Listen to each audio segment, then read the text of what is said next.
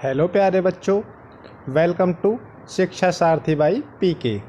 बच्चों, आज हम करेंगे 19 अगस्त 2021 की क्लास 5 की ईवीएस की वर्कशीट नंबर 50B यानी 50B। आज की जो वर्कशीट है वो हमारी रिकैप्चुलेशन वर्कशीट है, यानी कि आपकी रिवीजन वर्कशीट है। जो आपने पहले वर्कशीट की है उन्हीं के आधार पर ये वाली वर्कशीट बनाई गई है। ठीक है बच्चों, चलिए तो शुरू करते हैं आज की अपनी वर्कशीट। शुरू करने से पहले हम आपसे ये कहना चाहेंगे, जिन बच्चों ने अभी तक चैनल को सब्सक्राइब नहीं किया जल्दी से सब्सक्राइब कर लीजिए। और ठीक है, तो आपको प्रतिदिन क्लास 3, क्लास 4 एंड क्लास 5 की जो भी वर्कशीट होती हैं उनका सॉल्यूशन आपको एक दिन पहले ही प्रोवाइड करवाया जाता है। ठीक है, जिससे कि आपको अलग अलग चैनल्स के लिए सर्च ना करना पड़े, अलग अलग वर्कशीट का सॉल्यूशन आपको अलग अलग सर्च ना करना पड़े। ठीक है बच्चों, चलिए तो बढ़ते हैं आगे। सबसे पहले आप यहाँ पर अपना नाम लिखेंगे, यहाँ पर अपने टीचर का नाम लिखेंगे और यहाँ पर अपना सेक्शन लिखेंगे। ठीक है, चलिए। नमस्ते प्यारे बच्चों, हम आशा करते हैं कि आप सभी स्वस्थ और सुरक्षित होंगे। बच्चों, हमने part A treat for mosquitoes में मच्छर और उसके जीवन चक्र यानी लाइफ साइकिल के बारे में जाना। हमने समझा कि मच्छर कहाँ पनपते हैं और उनसे कौन कौन सी बीमारियाँ होती हैं। आज हम इस कार्यपत्रिका में उन सभी बातों की पुनरावृत्ति करेंगे, यानी कि उनकी रिवीजन करेंगे। तो देखिए पहला क्वेश्चन क्या दिया गया है। नीचे कुछ प्रश्न विकल्प के साथ दिए गए हैं। सही विकल्प को चुनकर उत्तर अपनी कॉपी में लिखिए। तो देखिए हम पढ़ते चलते हैं और जो भी इनके आंसर हैं उनको सर्कल करते चलते हैं। ठीक है, तो देखिए पहला क्वेश्चन, कौन सी बीमारी मच्छर के काटने से फैलती है? तो कौन सी फैलती है? तो जो हमारी फैलती है वो है हमारी पीलिया। ठीक है, जो पीलिया है वो मच्छर के काटने से नहीं फैलती है। जो देखिए मलेरिया है वो मच्छर के काटने से फैलता है, चिकनगुनिया है वो मच्छर के काटने से फैलता है, और जो डेंगू है वो भी मच्छर के काटने से फैलता है। ठीक है बच्चों, तो इनमें का आंसर क्या है? पीलिया। ठीक है, देखिए अगला क्वेश्चन। अगला क्वेश्चन है हमारा, मच्छर के जीवन चक्र में दूसरी अवस्था कौन सी होती है? तो दूसरी अवस्था कौन सी होती है हमारी? तो दूसरी अवस्था होती है हमारी लार्वा। तो इसको हम लार्वा को सर्कल कर देंगे। ठीक है, देखिए जो अंडा होता है वो कौन सी स्टेज होती है हमारी? जो अंडा है वो सबसे पहली स्टेज होती है।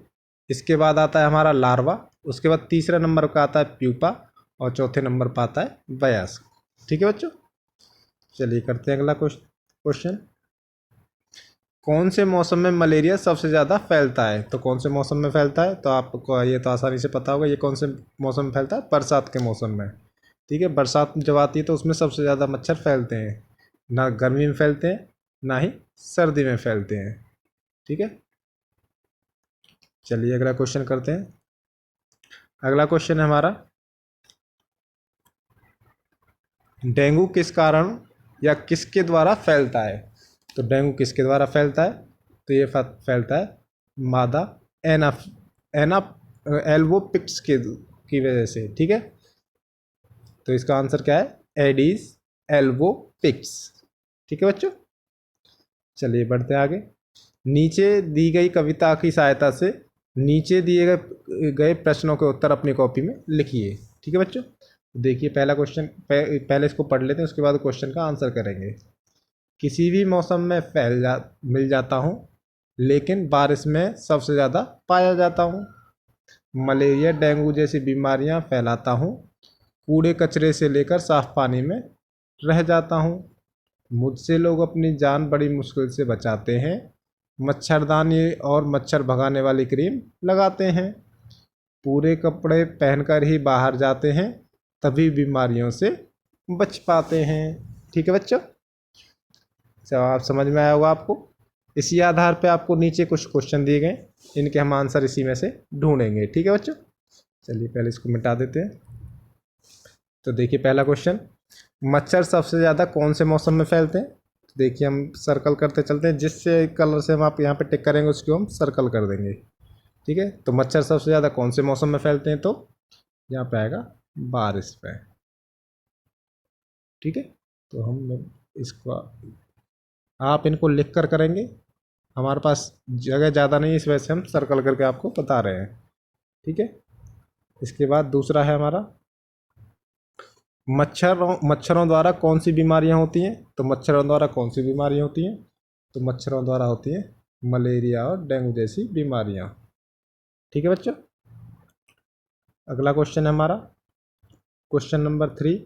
मच्छरों से बचने के लिए हमें क्या करना चाहिए? तो देखिए, मच्छरों से बचने के लिए हमें क्या करना चाहिए? तो इसके लिए हमें मच्छरदानी और मच्छर भगाने वाली क्रीम का प्रयोग करना चाहिए। ठीक है, चलिए अगला क्वेश्चन है हमारा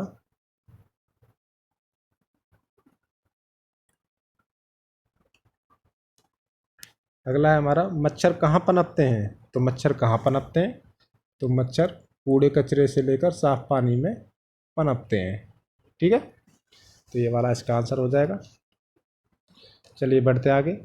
बच्चों, नीचे कुछ वाक्य दिए गए हैं, उन्हें पढ़िए और हाँ या नहीं में उत्तर दीजिए। देखिए पहला क्वेश्चन, मलेरिया केवल मच्छर के काटने से फैलता है। तो इसका आंसर आएगा सही, यानी हाँ।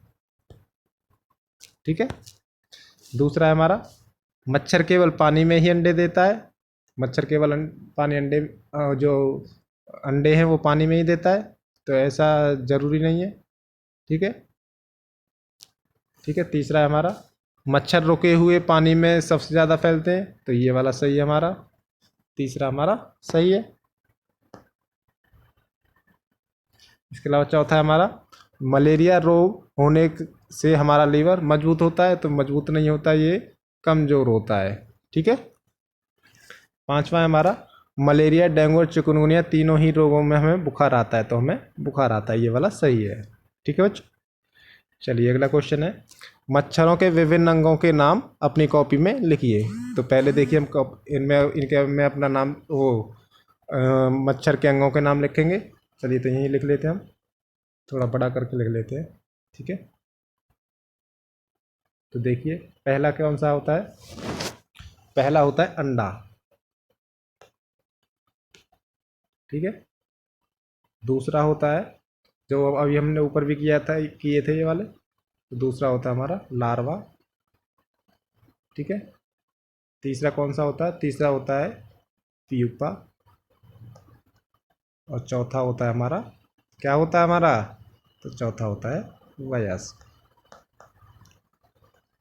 ठीक है बच्चों, चलिए इसके आगे देखिए क्या दिया गया है। मच्छरों से होने वाले रोगों के बचाव के लिए कोई 3 उपाय अपनी कॉपी में लिखिए। तो 3 उपाय लिखेंगे हम।